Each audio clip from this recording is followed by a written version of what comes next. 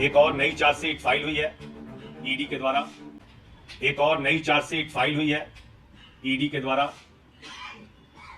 और इस चार्जशीट को देखने के बाद मुझे प्रधानमंत्री जी की तड़प पर, मुझे फंसाने की उनकी चाहत पर हंसी भी आ रही है और तरस भी आ रहा है।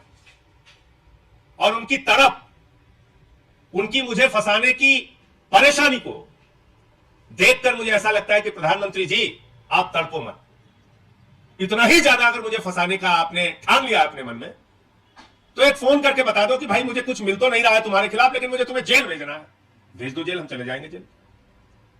लेकिन ऐसी झूठी कहानियां बना के अपने आप को देश के सामने उजागर मत करो प्रधानमंत्री जी। आपकी संस्था ईडी को कॉमेडी सर्कस मत बनाओ। मजाक बन गया ईडी और ईडी की जांच। और मैं भी सिलसिलेवार करके आपके सामने बताऊंगा। आपको याद होगा पार्लियामेंट में मैंने ईडी के खिलाफ आवाज उठाई कि ईडी का मिसयूज होता है, ईडी का दुरुपयोग होता है। उसके बाद प्रिविलेज कमेटी की नोटिस मुझे मिली। वो प्रिविलेज कमेटी की नोटिस का मैंने जवाब दिया है और वहां पर मैं प्रिविलेज कमेटी जब बुलाएगी मैं जाऊंगा भी। उसके बाद मेरा नाम चार्जशीट में गलत ढंग से शामिल किया गया तो मैंने ईडी को नोटिस भेजा डिफेमेशन का। फिर उन्होंने मुझसे गलती मानी कि साहब गलती से लिखना था राहुल सिंह, लिख दिया संजय सिंह। अब उनको अपनी बेइज्जती बर्दाश्त नहीं हो रही है। इतिहास में पहली बार ईडी को अपनी गलती माननी पड़ी, यह बर्दाश्त नहीं हो रहा है। तो आज उन्होंने क्या करिश्मा किया? उन्होंने भारतीय जनता पार्टी का एक नेता जो बीजेपी की टिकट पे चुनाव लड़ चुका है, अमित अरोड़ा, जिसने अपना खुद भाजपाइयों से एक फर्जी स्टिंग करवाया और उस स्टिंग को जारी किया, बीजेपी वालों ने उसके फर्जी स्टिंग को लेकर प्रेस कॉन्फ्रेंस की, उससे एक बयान मेरे खिलाफ दिलवाया। और आप देखिए बड़ा मजेदार बयान है, बहुत ध्यान से सुनिएगा। यह शख्स अमित अरोड़ा जो बीजेपी के टिकट पे चुनाव लड़ चुका है, इसने पहला बयान दिया 6 सितंबर को, दूसरा बयान दिया 7 सितंबर को, तीसरा बयान दिया 29 नवंबर को, चौथा बयान दिया 2 दिसंबर को, पांचवां बयान दिया 3 दिसंबर को, छठवां बयान दिया 5 दिसंबर को, सातवां बयान दिया 7 दिसंबर को, आठवां बयान दिया 10 दिसंबर को, नौवां बयान दिया 13 दिसंबर को, 10वां बयान दिया 13 दिसंबर को, और उसके बाद बीच में निकल जाता है, बाहर निकलता है। और फिर इसने बयान दिया 27 मार्च को। मैं इतना अनजान व्यक्ति हूं, इतना गुमनाम व्यक्ति हूं कि अमित अरोड़ा जो 10 बार ईडी को बयान देता है, 10 बार, उसमें संजय सिंह का नाम नहीं लेता। 10 बार, ये सारी तारीखें हैं मैंने जो आपके सामने रखी, और 10 बार इसका दिया गया बयान है ईडी के सामने। 10 बार ये शख्स जो बीजेपी के चुनाव पे टिकट पे लड़ चुका है, चुनाव अमित अरोड़ा बीजेपी के टिकट पे जो चुनाव लड़ चुका है, 10 बार के बयान में ये ईडी के सामने संजय सिंह का नाम नहीं लेता। उसके बाद जब ईडी के खिलाफ मैं लगातार बोलना शुरू करता हूं तो इसको बाहर निकाल के मेरे खिलाफ बयान लिया गया। और क्या बयान लिया गया वो भी सुनिएगा, बड़ा मजेदार है। ऐसा बयान लिया गया जिसका इस शराब की पॉलिसी से कोई लेना देना नहीं।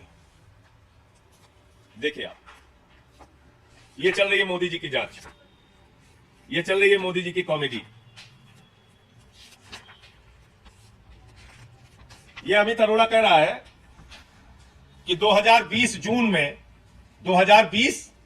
में जब ये शराब की पॉलिसी कहीं आई गई, इसका नाम ही नहीं था, कहीं दूर दूर तक इसका कोई लेना देना नहीं था। 2020 जून में इसने कोई एमयू साइन किया। विवेक त्यागी, अजीत त्यागी, सर्वेश मिश्रा उस मीटिंग में थे। दिनेश अरोड़ा और विवेक त्यागी के साथ मिलकर इसने कोई एमयू साइन किया, जिस एमयू का कोई अता पता नहीं। फिर कहता है कि मनीष सिसोदिया और दिनेश अरोड़ा, मनीष सिसोदिया से मिलने में संजय सिंह के साथ, दिनेश अरोड़ा के साथ मनीष सिसोदिया से मिलने में गया, संजय सिंह भी उस मीटिंग में मौजूद थे। ये 2 बयान इसका आता है। फिर कहता है कि साहब जो पॉलिसी, जो जिस चीज के लिए हमने एमयू साइन किया था, वो लाइन बड़ी इंटरेस्टिंग है। कहता है कि दरअसल वो जो एमयू साइन किया था वो पॉलिसी आई नहीं। इसमें लास्ट में लिख रहा है, however this policy change did not take place since the policy of 2021 did not come and the old policy of 1920 was extended. Meanwhile work on the new policy of 21-22 started. तो ये कह रहा है कि एक एमयू साइन हुआ, सब कुछ हुआ, लेकिन क्योंकि वो पॉलिसी आई नहीं, इसलिए उस एमयू पे कोई काम भी नहीं हुआ। ये इनका बयान है। इस तरीके से इन्वेस्टिगेशन चल रहा है, इस तरीके से जांच चल रही है। अब और मजेदार बात सुनिए। 27 मार्च को इस व्यक्ति का बयान लिया गया।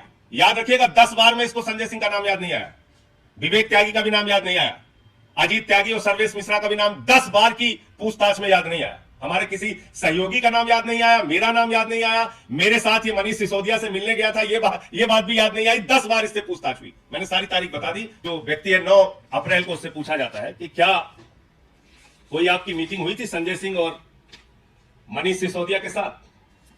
तो दिनेश अरोड़ा कह रहा है नो, नेवर। इससे पूछ रहे हैं कि have you ever met Manish Sisodia at his residence with Amit Arora? ये 9 अप्रैल को पूछा जा रहा है। 27 को अमित अरोड़ा का बयान है और 9 अप्रैल को इनसे पूछा जा रहा है कि have you ever met Manish Sisodia at his residence with Amit Arora? ये दिनेश अरोड़ा से पूछा गया 9 अप्रैल को, तो वो कह रहा है नो, नेवर। ये भी इसी बयान में लिखा हुआ। तो मैं तो कह रहा हूं कि इस देश के न्यायालय को अब इस बात का संज्ञान लेना चाहिए कि किस तरीके से भारतीय जनता पार्टी के इशारे पर, प्रधानमंत्री नरेंद्र मोदी के इशारे पर ईडी नाच रही है। किस तरीके से मुझे फर्जी फंसाने के लिए बेचैन और बेताब है। ऐसी घटनाओं का जिक्र इस चार्जशीट में किया जा रहा है जिसका लीकर पॉलिसी से कोई लेना देना नहीं।